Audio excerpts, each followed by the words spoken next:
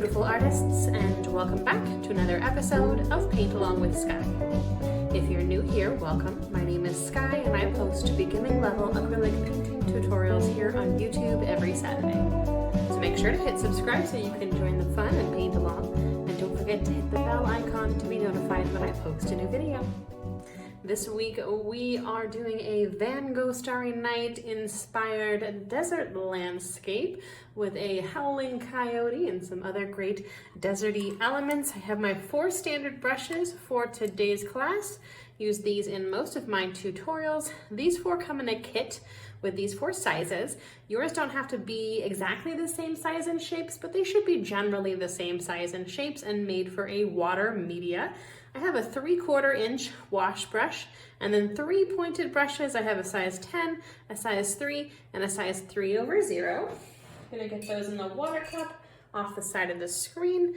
The colors that I have to start for today's tutorial, we just are gonna keep it really simple with our background step with a fair amount of white, some phthalo green, and a bit of ultramarine blue. To see a full materials list of everything that I use and recommend, check the description box below and it'll take you to my materials page and break it down for you. All right, let's go ahead and jump on in with our background step. All right, I'm going to grab my largest square brush and I'm going to start out with a little bit of white. You could use a smaller brush for this if you would prefer a little bit more control, but I'm going to use this to create some circles, which are going to be our main focal points, I suppose, of our background step, which is going to be the moon and some stars. So you can't see it because it's white on white right now, but we are going to fill it in with paint. And I'm going to do a couple more stars on either side. Maybe this guy's coming off the edge. Okay, so the moon and a couple stars. And I'm going to grab a pinch of my light blue, or my blue, and I'm going to make a light blue with it with a little bit of white. And I'm going to go around the circle that I just created.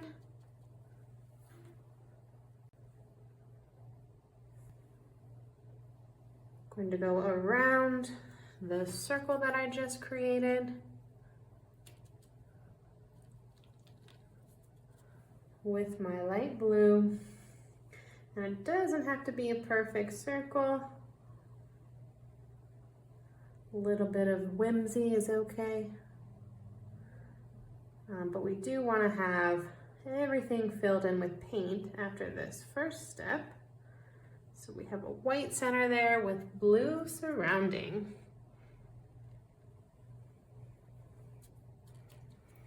All right, fairly straightforward. Same step now, a couple times around each of our circular shapes. We want to have that paint soaking into the canvas. I'm using a canvas board today. Boxed canvases work good as well. Work well as well. All right, and it's okay if your shapes touch each other like that. We're gonna run out of space eventually, so things will be a little bit snug. Okay, that's looking good. All right, then I'm going to add another color here around that light blue ring. And I'm just gonna go a little bit darker. We wanna stay still pretty saturated with our colors for this whole background, and even a little bit of white added into things too, so even a little bit pastel. Because we're gonna come in later with black on its own. We want to have a nice contrast. We want to be able to see our black silhouette very clearly. So our colors need to be pretty light. And I am going to blend a little bit, so I want to keep that circular direction. Don't worry, this is just the first layer, but we do want to try to blend our blue with our lighter blue. And we do that just by being quick, and then by laying the next color down and then just overlapping it with our brush. We don't want to have too much paint on our brush when we blend them together. It's a play, it's a back and forth. All right, that's looking good. I think I'm gonna add a pinch of green and a pinch of blue for my darker color. Adding kind of a touch of whimsy with the green. I was sort of inspired by the recent grand showing of northern lights all over to create a starry night with green tones, which are a common occurrence with the northern lights, or the aurora, I guess, because they weren't very northern. They came all the way down to the desert. Unfortunately, I did not see them where I was. I don't know, I looked. Let me know in the comments if you saw the northern lights, where you were from. I have seen them once before. I had to travel all the way up to Alaska for them. But this time, pretty amazing. They came all the way down to even the southern states here in the US, which I've never seen before and is very rare. Took a little bit of my blue-green up to the top too. And you know what, I'm just gonna mix up a little bit more of this pretty blue-green color and fill in this corner and go all the way down to the bottom.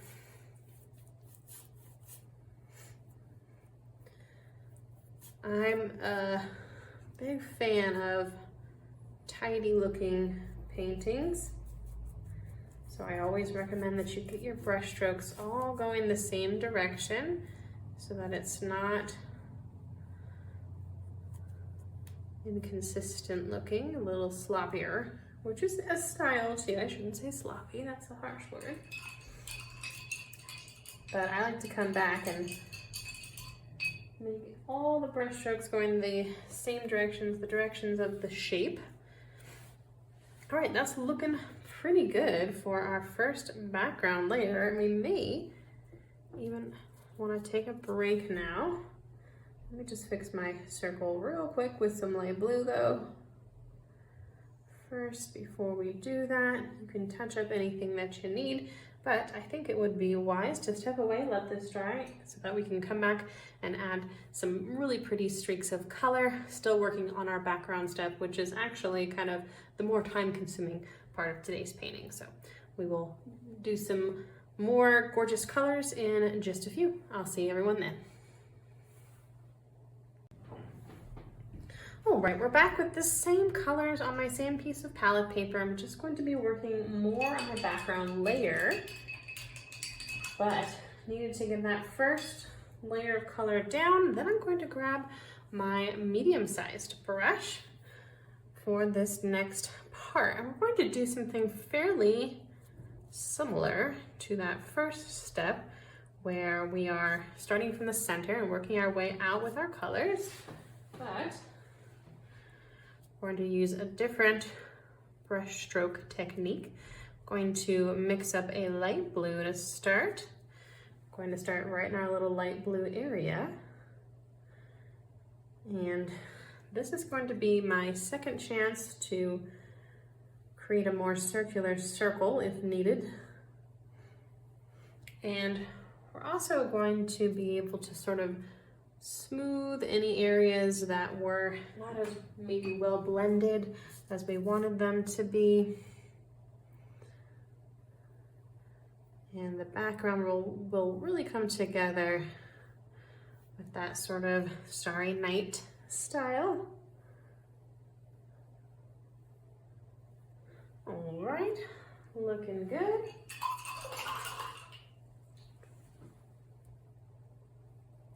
Slightly darker blue now for our mid section here.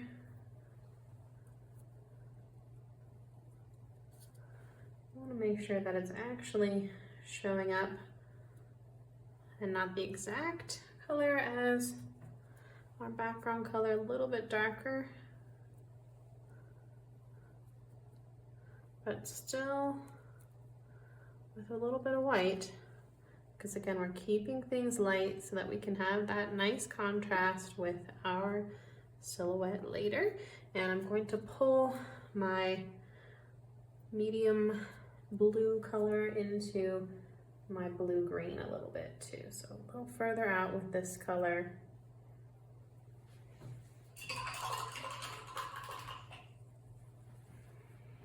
All right, and then I'm going to take a beautiful blue-green color, again, similar to our background color. A little bit more saturated, not too dark.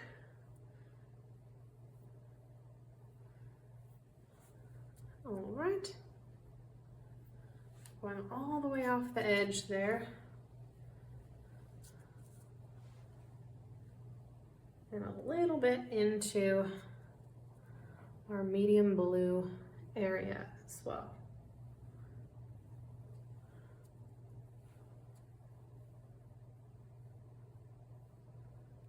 All right, having fun with our colors today.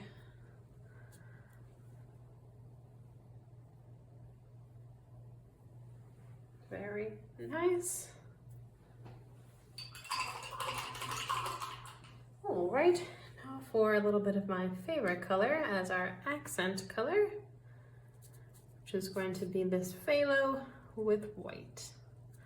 We'll get this beautiful highlight color. I'm gonna bring that pretty far in. And a little bit further out too. Again, we're sort of emulating the Northern Lights with our colors, at least. That sort of Northern Light glow meets Van Gogh. A little bit of accent color closer to the center.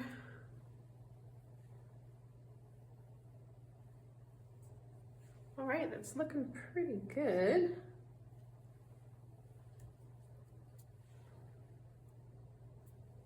Okay. Very nice. All right, we're gonna let this layer dry now as well. Shouldn't take too long.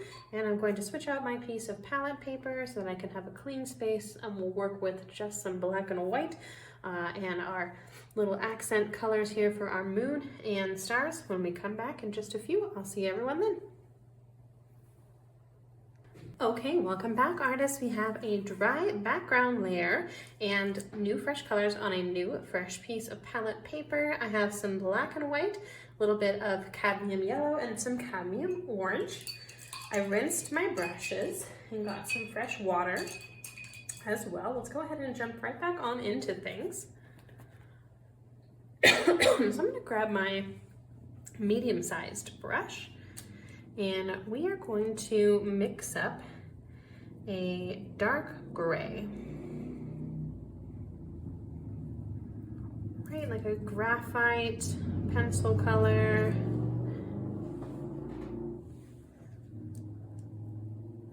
All right, and this is going to be our furthest mountains, and I'm going to do just a little soft bit of like up and down motions as I go across. I'm going to put my large rocky outcrop right there, and I'm gonna have my wolf howling at the moon, of course, or coyote. I don't know if it's a coyote or a wolf.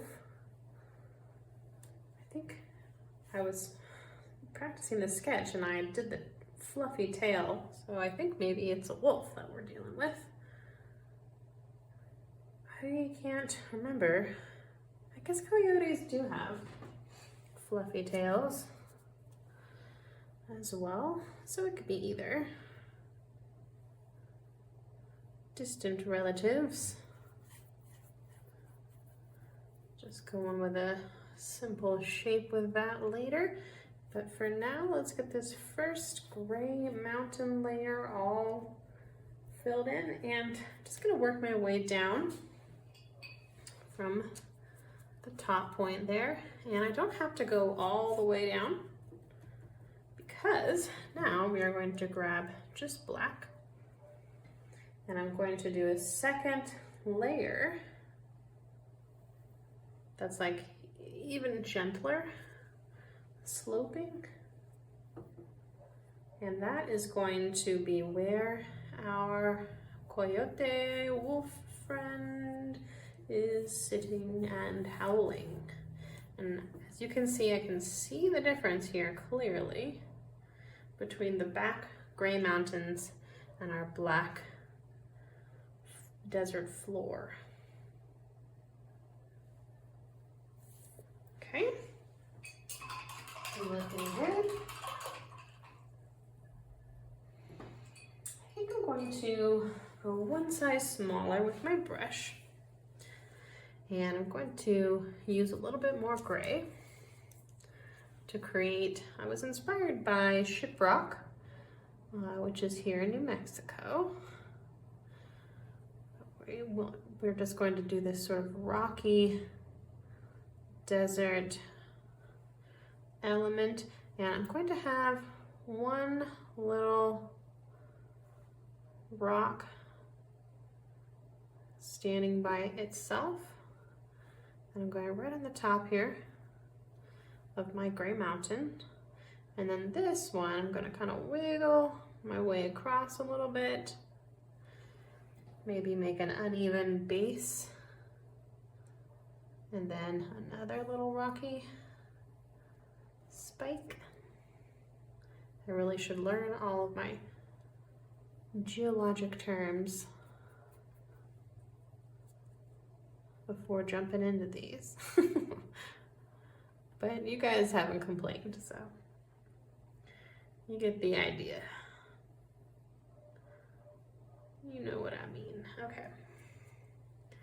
And then I'm just going to fill it in. It's a slightly darker gray, but still a gray tone.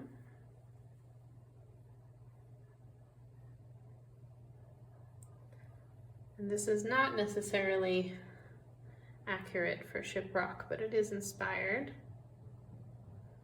For those of you who are not familiar with the American Southwest, you may recall the Forrest Gump movie. This is up near the Four Corners area, which is the four corner states of Colorado, Utah, Arizona, and New Mexico. And it's where Forrest Gump stopped running. And it's very iconic Southwest. I took a little bit of a lighter gray and just right in my little shape, I'm gonna add just a few highlights just to add interest. So you can see how subtle that was. You can see the subtle differences here just in our tones of gray to where we have our rocky mountains back here, and then we have our mid-range mountains, and then our base layer here at the bottom. All right, that's looking good. I'm going to work over here now. And I'm going to do a really simple shape first, which is just a classic cactus. And if you know anything about the American Southwest, you would know that these types of cactuses don't grow up by Shiprock. They grow in the lower desert, but we're gonna pretend, because they are so iconic, well recognized. They're super cool. These grow down south in places like Arizona, the slightly lower elevations down in Arizona, and they also grow like crazy down in Baja, Mexico, Baja California. We're going to have two little classic cute arms. If you are from the Southwest as well, let me know in the comments section. Shout out to desert living. All right. And that was just black by itself. But I can have a little bit of highlight in there also, just to add some interest.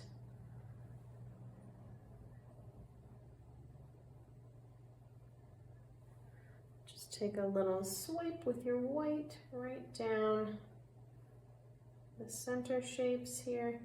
And if you go too heavy-handed or blends, you can kind of work with some black again if you need to.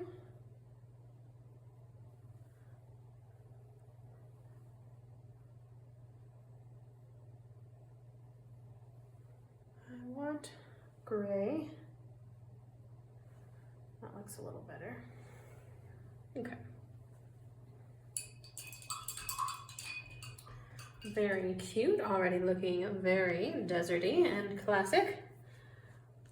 Going to add another little fun element, which would be just like some spiky plant down here by our cactus. Very nice. All right, and add a little bit of white in there too.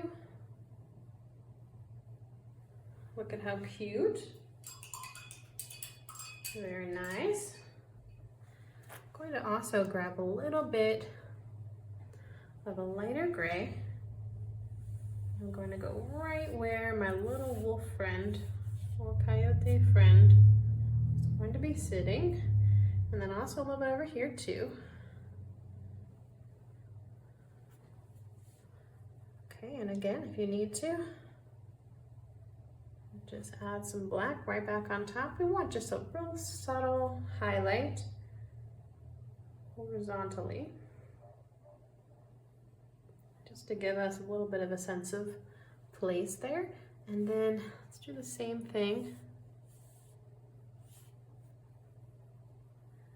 here on our mid-range mountains. That would be, maybe it's the moonlight. Reflecting off the ground.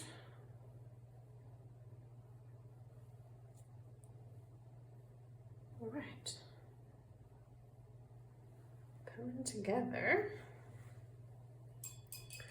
So cute. All right, let's jump back up into our sky for one quick little additional final touch up there before we add our cute little wolf coyote friend.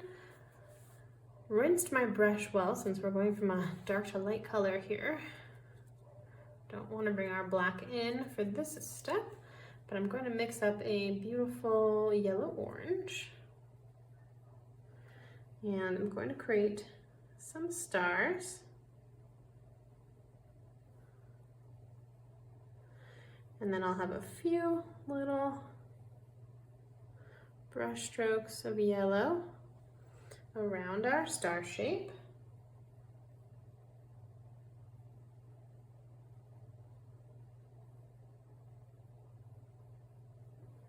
All right. Looking good. I think I'm going to grab a little bit of orange also, just to add in as another kind of interesting highlight. And I want to tone down the white just a little bit, so that it's just not quite so bright and stark, and also a little bit egg looking.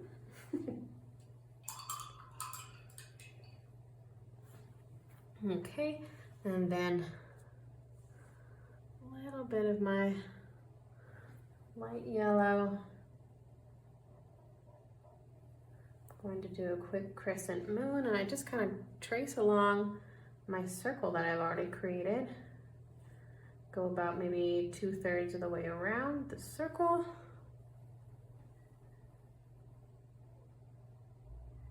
And then come back and thicken it up a little bit. Okay. And I'm gonna grab some orange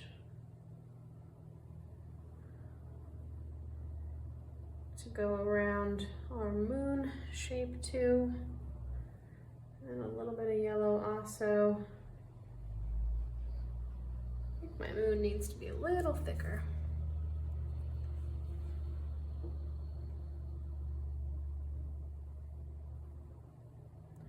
I don't want it to necessarily look like a brush stroke. I'll make it thick enough so that it looks like the moon, its own shape. Looks better. Okay.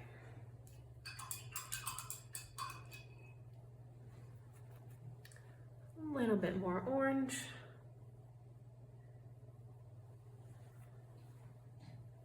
And that's looking pretty good. I think I'm gonna take a little bit more orange over here too.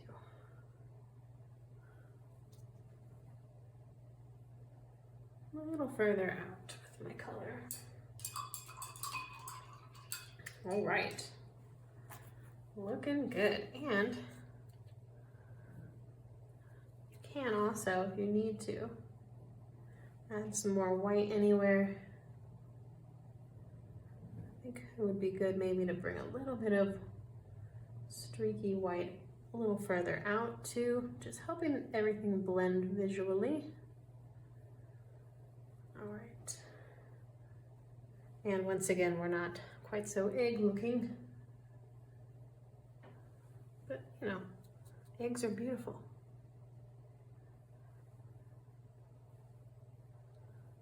I like painting food. Maybe we'll do an egg painting. And I'm hungry for lunch. All right, that looks pretty cute. I think I'm going to come in here to my moon and make it a little bit more orange along this outside edge, just to clean things up slightly.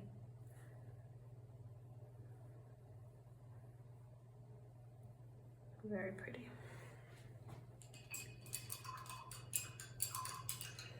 All right, so our final step is, of course, to do our little coyote wolf shape. If you are feeling very hesitant about creating this shape, which even I'm a little bit nervous, it's a little bit tricky, definitely, I mean, whether you're nervous or not, I really recommend practicing it on a piece of paper or just on your papered table if you're working on a papered surface before you add it. And there's nothing wrong with the way the painting is right now. So if you'd like to leave it just as is, you totally can. But for those of you who are brave enough, let's gather our strength and paint in our gorgeous dog friend. I'm going to use my very smallest brush for this. And we're going to start out with the nose. And we're going to just use black for this. Make sure, triple check that you don't have a drip on this tiny brush, because this tiny brush is just notorious for bringing a drip down when you're doing your finest details and totally messing you up. Makes me crazy. So my dog friend is maybe half as tall as our little cactus over here, and we want to have the like jaw, mouth shape open and howling towards the moon, of course. So I want to start all the way up in the blue. My first brush stroke is going to be ever so slightly diagonal. And this is going to be the snout, so it's going to be somewhat triangular shaped and then come down almost like a boat shape. And then we're going to start to curve up on this side for the head. We're going to curve up for the head a little bit. Our ear is going to come from right about there. And then I'm going to straighten out for the neck.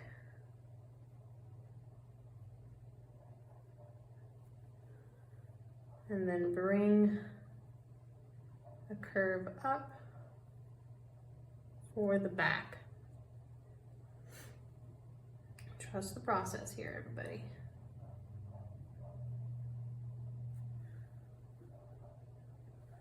All right, and then I'm gonna have a little jaw, bottom jaw.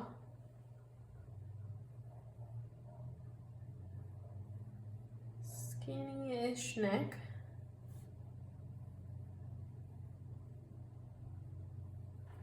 Then I'm going to bring a swoop there for his belly.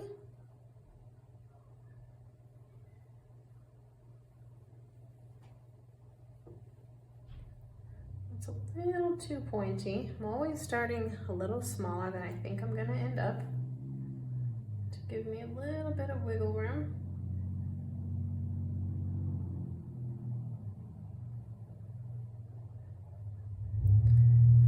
A little hard to see the black on gray.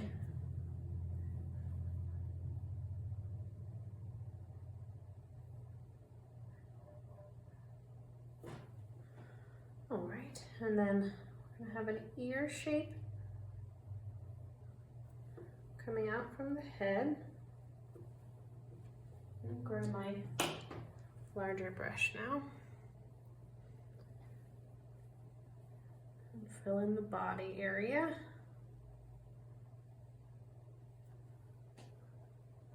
Okay, that's the top part of our wolf.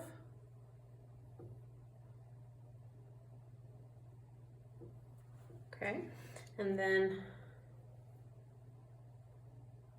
I like to go like a little half circle shape, and then there's another half circle shape there for his bottom leg. And then the actual leg come a little bit further out. And then the front legs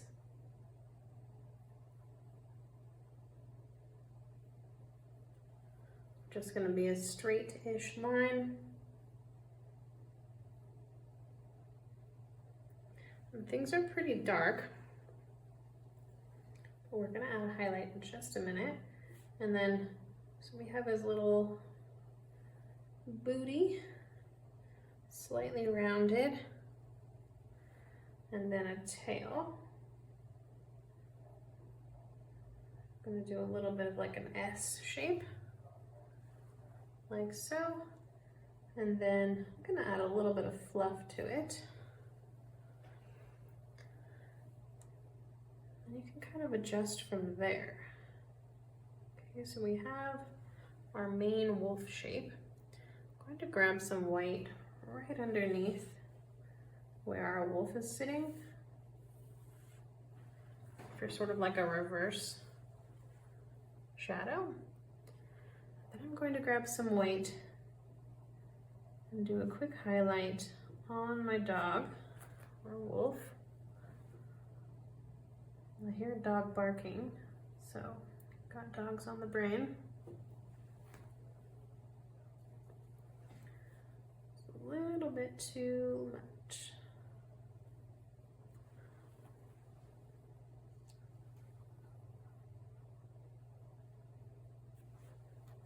Okay, but not too bad, and I'm gonna kind of bring a little bit of a highlight through each of these little areas of our shape with just a little bit of highlight so that you can just see the difference.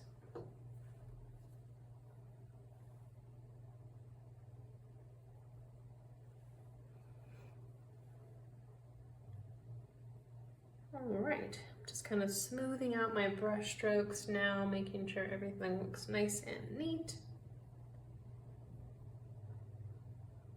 I swear, every time I start to paint this shape, I'm like, ugh, it looks terrible, but then it kind of comes together. Highlight there in the front.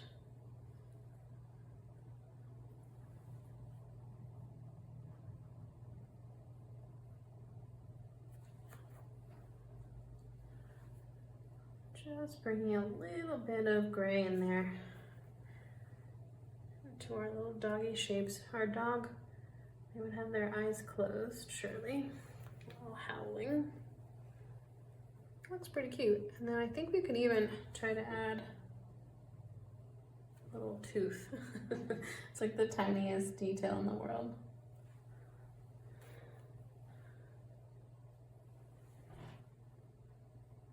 And feel free to get really close to your painting for these kinds of steps.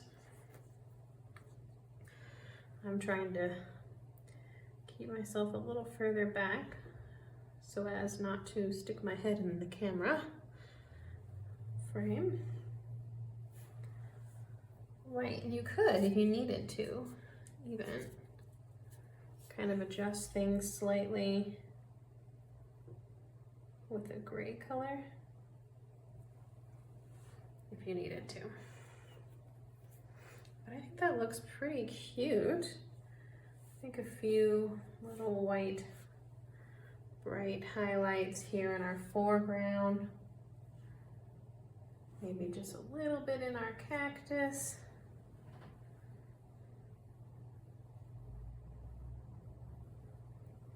Could look pretty nice. Pull things all together, but we did it, we made it. We created a howling friend. And that is the final step for our little desert scape for today's class. If you painted along today, I would love to see your work. And I've created a Facebook group called the Art Club where you can join us. It's free to join and you can share your work with me and with the other students that are taking the classes. It's truly the best part of my day to see everyone's masterpieces. So thank you so much for joining us over there and posting your art. I love it. Can't wait to see your desert landscapes. You can also follow me on Instagram. I've been over there for a little while. I always forget to mention it. And I also have an email newsletter where you can get these videos sent directly to your inbox if you'd like to join that. And that's also over on my website, again, where you can find that materials page in case you're curious as to all the different brands and everything that I recommend. And that is all the instruction that we have this week. So thank you so much for painting along. Hope to see you over in the art club. And